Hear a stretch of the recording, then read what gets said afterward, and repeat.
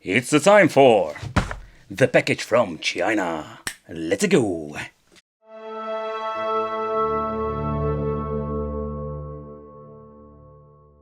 So recently I picked it up and I was really curious about this new version. So already has some things on the box. So first of all, this has the option to add controllers to it. Yeah, we can watch pictures, listen to music, or in other words, it's just a multimedia device. It does an HDMI output, and again, we do have the double handle support, Type-C connection, and then 5.1 inches of a display. But let's take a close look at the device itself. When you're looking at the price point I paid for it, we're going to get in the area that we have a lot of different options. The overall, let's say, the shell looks kind of cool. It has a very nice curve to it, especially at the sides, gives it a little bit better grip. But when you're looking closely to it, you can already maybe see that it has a very cheap look, and it's absolutely how it feels. We have the dual joystick configuration. I'm not a big fan of it, but both of them are like slider joysticks. And again, I don't like that at all. The D-pad has a very, let's say, an extremely sturdy feel to it, a long travel, or better said, like a very heavy, let's say, resistance. And it is not going to be playing that great already, I can tell you that. So one thing I wanted to check out if we can actually use the D-pad for fighting games.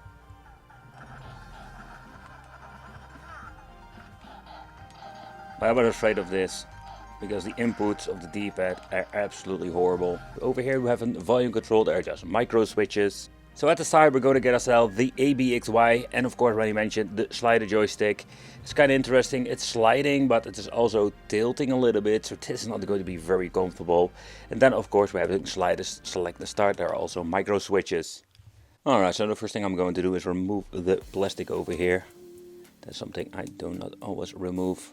And I do get a lot of comments on it, but it's going to be a nightmare recording because and this thing is, this front glass is really glossy, and I can tell you what they are using is this very thin plastic at the front, and it is absolutely low quality. Oh man, that is scratch sensitive. Yeah, you can see the angle of it, it's not great. Maybe it's my 5.1 inches, but it's not 5.1 inches of fun, because this is going to be not a superb experience that we have with some of the other devices like Ambernick or Powkitty.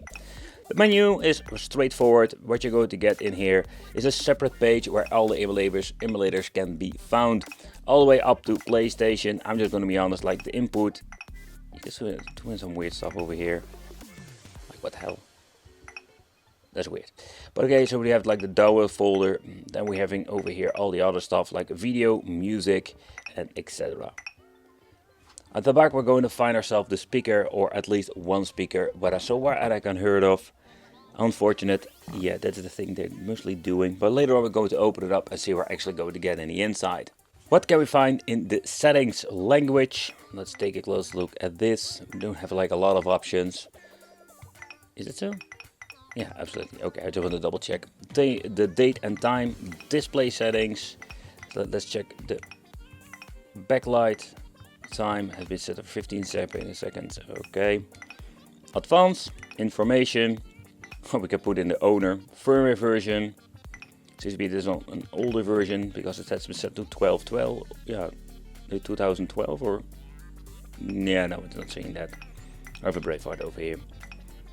The keytune can be changed out. Let's turn it off. Oh, you're only having one keytune, or you can just turn it off. So that's basically what we're going to get. There's not a lot of information, but let's see when it comes to the games. Do we have an extra option for getting back into the menu? So pressing the home button here at the top, we're going to get yourself, when you're in the game, this menu. So here we're going to get the game reset, quick load, quick save, return and exit. There is no way to reconfigure the emulator or the controls itself. So what you see is what you're going to get. So let's start off with this particular game, and the reason why I have tested this many times before on different systems. The volume is not that loud, quite disappointing.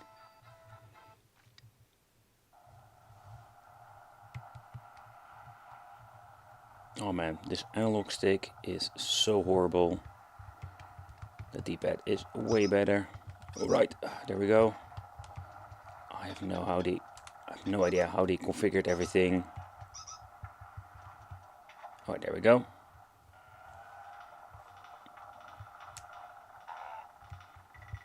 But the emulation performance is so much better than the previous handhelds I've tested out. Think about the X series. They are running exactly the same kind of layout, or at least the software at the back end. So there is some improvement here, so that is quite positive. Next up, let's try some Mega Drive. The audio is kinda slow. So far I know they are not running some PAL ROMs on here. There we go. Yeah.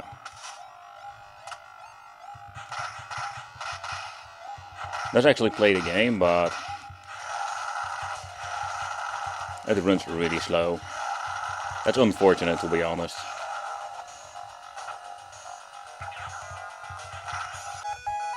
First of all, the audio of the Game Boy goes like twice as loud than the other games.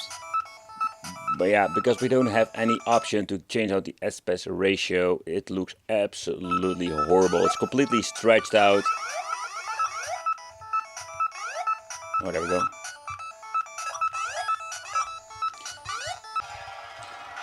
Another thing I want to try out to see how they actually get the arcade stuff to work. With the previous system, I can still remember that it was absolutely horrible. I keep grabbing to the analog stick, but I cannot play with that thing.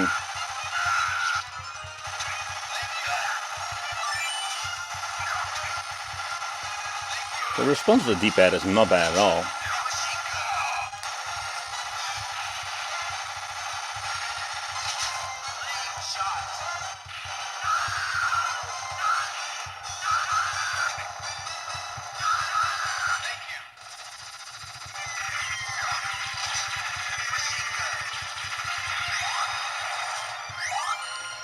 Despite this thing feels way too, let's say, let's put it this way, this thing has quite a lot of travel and also combination with quite a lot of resistance, but it seems to be playing quite nice for games like this. But the ultimate test for this cheap device is of course PlayStation 1. And for the people who know the game, listening to the soundtrack says everything. It sounds completely messed up and it doesn't run like it should be. There's no way of like adjusting this in the menu. Maybe it's a BIOS issue or something else, or maybe you can implement frame skip and you cannot do anything. It's quite unfortunate, and yep, they completely messed it up.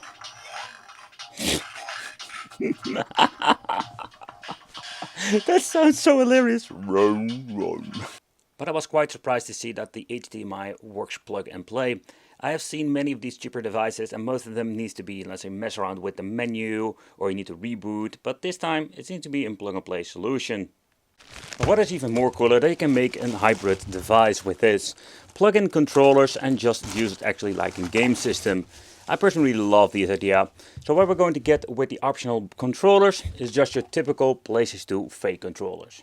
Well, not like the cheap ones. No, not at all. We're going to get our like very decent like rubberized joystick. The D-pad feels not bad at all. A little bit too clicky to my taste. The overall buttons are not bad at all. And overall, I'm really satisfied. Let's slap some batteries in. I think there were 2 AAAs and let's get funky. All of the plastic craziness. And let's check out if we can use this thing. So they did implement a dongle or a Type-C to USB, so that's great. We're going to use the import, do I saying it correctly? Yep, we're going to use this particular port just to see if this is going to be recognized by the system. The controls are turned on. It doesn't make any communication so far. Yeah, no, that doesn't work at all. Okay, so let's try to plug it in here. And this seems to be doing the trick, but the game has already been powered on, so let's reboot this thing and let's see if we can get some of the controls to work with this. Everything has been set up, I just need to reboot the system itself. Let's power on the game. Time for some beefcake turns. Oh, it turns to nothing. Basically beefcake with dinos. So the image quality is a little bit washed out. And I mean especially when you're looking at the overall quality, but not to the point that it's super bad. What's kind of cool, so actually we can play the game without any problem. It plays so much better than the original controls on the handheld, by the way. If it has already been opened. There we go. Just need to be careful with this. I'm not going to ruin the connections here. Can I be very gently open it up? It's quite flexible plastic. And there we go. The battery, yeah, what kind of quality is this? So first of all, what is kind of an interesting thing that they didn't like use a plug we have seen with Ambernic devices. What we're actually going to get that they soldered the battery straight on here. Let's see if I can get a glimpse of anything. Man, there is some weird stuff going on in here. But I can tell you, looking at the battery from this side, there is no way of telling how much milliamp they are actually using. If I need to guess, it will be around 2,000–3,000 milliamp, nothing more than that. Where some other brands have more like different modules in the inside. I mean, when you're having a broken, let's say, joystick, you can replace them quite easily. But this time you need to resolder everything. You need to do a completely teardown, but also like nothing has been, let's say, an easy plug and play solution. The speaker can be resoldered and you can just get yourself a newer from AliExpress. So that's not going to be, but be very careful. They are like super thin wires. Unfortunately, there's also no way of adding a second speaker. So far I can see some of the mainboard does have this option. So replacing parts in this handheld is in Mission Impossible mode. That's one thing to be sure. Okay, so let's put it back together. The GR3000 new model, some parts have been improved when you're looking at the emulation performance, but some parts are still absolutely horrible. They say it can run PlayStation 1, but as you can see in this video, it's absolutely one big lie. It's a very cheap device, the front glass is very cheap to the cheap plastic and it scratches up fairly easy. The overall performance, especially the money you're paying for it, is really bad. The HDMI signal out is very cool, but if they had like better performance, it would maybe like a very interesting contender.